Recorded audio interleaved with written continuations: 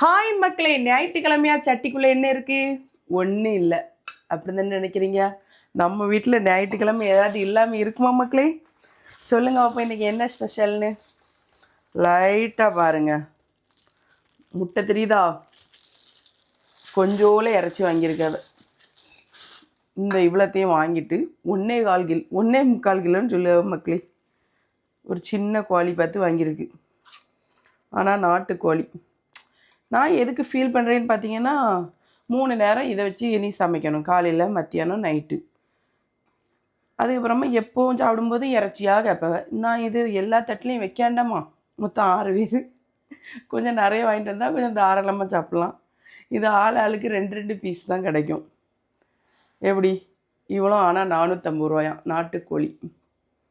கடையிலேருந்து வாங்கினதான். உங்கள் ஊரில் நாட்டுக்கோழி 1 கிலோ என்ன ரேட்டு, என்ன இறைச்சி அப்படின்னு சொல்லிட்டு கமெண்டில் சொல்லுங்கள் மக்களே. இன்றைக்கி நாட்டுக்கோழி தான். ரெசிபி வேணும்னு கேளுங்க.